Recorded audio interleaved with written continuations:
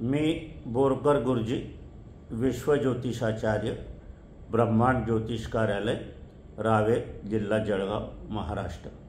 माझा mobile number आहे 9850015558। ब्रह्मांड ज्योतिष कार्यालयाची कुठेही शाखा नाही।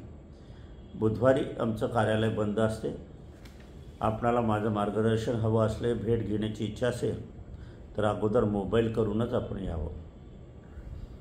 आजचा कार्यक्रमाचा विषय राजकारणच आहे।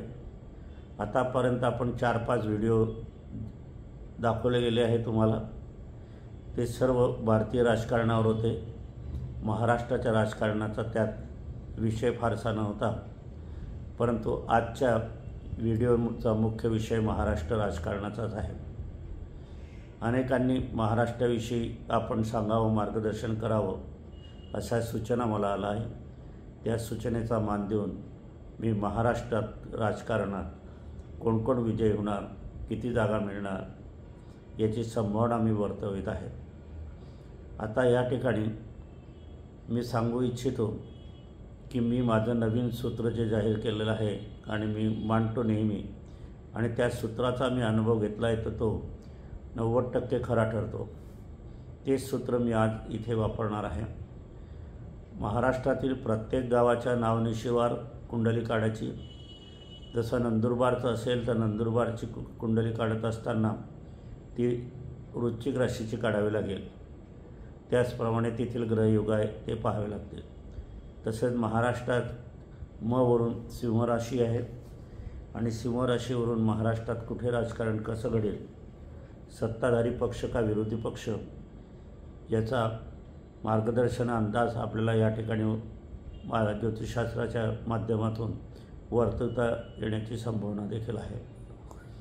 आता आपण या ठिकाणी पाहिलं तर 4 जून 2024ला मंगळवार आहे। त्याचा स्वामी मंगळ आहे। महाराष्ट्राची मवरून आम्ही राशी सिंह धरली आहे।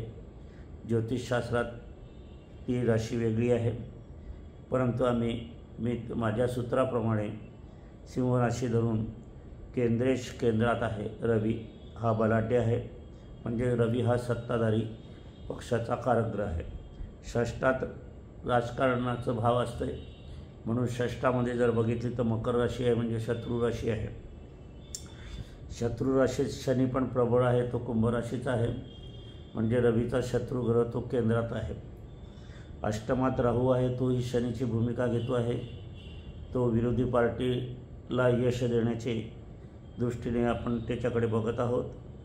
असं असताना शनीची दृष्टीचं अवलोकन या ठिकाणी केलं तर शनीची दृष्टी जे तृतीय आहे ती गोचर राशी मेषवर आहे। मेषवर राशीवर असल्याकारणाने आता रवी आणि मंगळ हा मित्रग्रह आहे, परंतु त्या ठिकाणी आपण पाहिलं तर कर्तरी योगामध्ये ती राशी आलेली आहे, त्यामुळे ती कमजोर झालेली आहे। रवी हा सत्ताधारी पक्षाचा असला तरी तो शत्रूच्या सोबत आहे, शत्रूच्या घरी आहे। बुध-गुरूचा शत्रुयोग या कुंडलीत आहे। हर्षल हा शनीची भूमिका घेत आहे, म्हणून रवीशी कुयोग तयार होत आहे, म्हणून नाराजीचा प्रश्न या ठिकाणी सत्ताधारी पक्षाविषयी निर्माण होण्याचे योग जास्त आहे। काही सत्तांतर जे घडलं महाराष्ट्रामध्ये ते जनतेला कितपत रुचलं आहे, कितपत नाही, हे आपल्याला निवडणुकीच्या निकालातच कळणार आहे। परंतु या ठिकाणी रवी हा शुक्राच्या सान्निध्यात आहे, शुक्र बलवान आहे। हर्षलच्या योगात रवी कुयोग करीत आहे, म्हणून इथे सत्ताधारी पक्ष कमजोर होत आहे। तो दशमात आहे। दशमात असत असताना या कुंडलीमध्ये जर पाहायला गेले तर चतुर्थ स्थानसुद्धा हे राजकारणाचं कारकग्रह भावस्थान असते। त्याचा स्वामी मंगळ आहे, परंतु त्याच्यावर शनीची दृष्टी आहे। अशा योगामध्ये इथे सत्ताधारी पक्ष कमजोर होण्याची स्थिती या कुंडलीच्या माध्यमातून आपल्याला संकेत देत आहे। आपण आता गाव वाईज प्रत्येक गावाला कोण विजय होणार ते बघणार आहोत। पहिले आपण नंदुरबारचं घेऊ। नंदुरबारमध्ये काँग्रेस म्हणजे गठबंधन मोठ्या चांगल्या विक्रमी मताने विजयी होणार आहे। जळगावमध्ये BJPची सीट येणार आहे, ती थोड्या फरकाने। धुळेमध्ये BJP चांगलीच मतं घेऊन येणार आहे।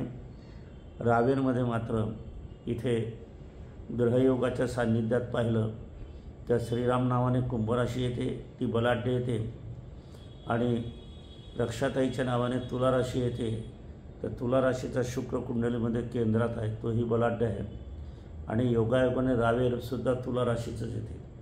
आता इथे ज्योतिषशास्त्राचा गोंधळ उडत आहे सूत्रांचा, कारण या ठिकाणी जितके मार्क आपण रक्षाताईंना देऊ तितकेच मार्क या ठिकाणी श्रीराम पाटील यांना पण द्यावे लागणार आहे.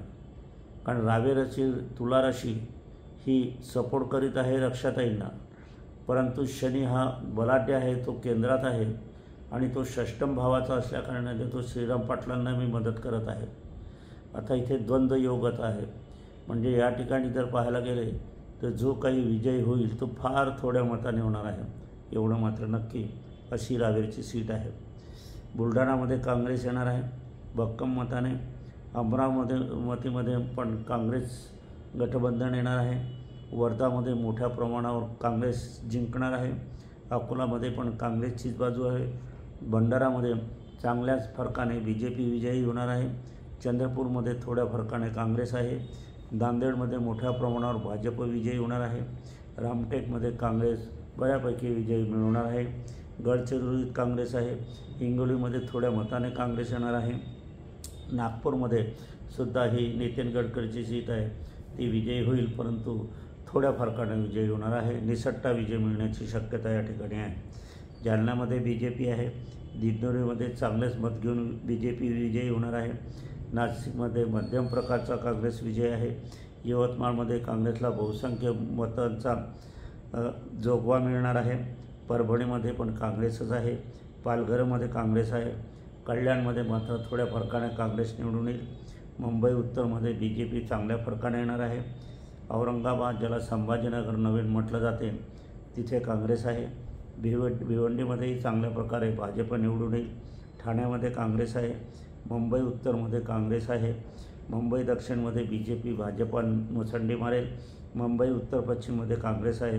मुंबई उत्तर पूर्वमध्ये मात्र भाजप विजयी होणार आहे. मुंबईमध्ये काँग्रेसचा विजय हा निश्चित आहे. रायगडमध्ये काँग्रेस बऱ्याचपैकी मतं घेऊन विजयी होणार आहे. मावळमध्ये काँग्रेस आहे. पुण्यामध्ये मात्र मोठ्या प्रमाणावर मताधिक्याने BJP विजयी होईल. बारामतीमध्ये थोड्या फरकाने काँग्रेस विजयी होईल. शिरूरमध्ये काँग्रेसच आहे. अहमदनगरमध्ये भाजपा विजयी होईल, पण ते थोड्या फरकाने विजयाची संभावना आहे. शिर्डीत काँग्रेस आहे.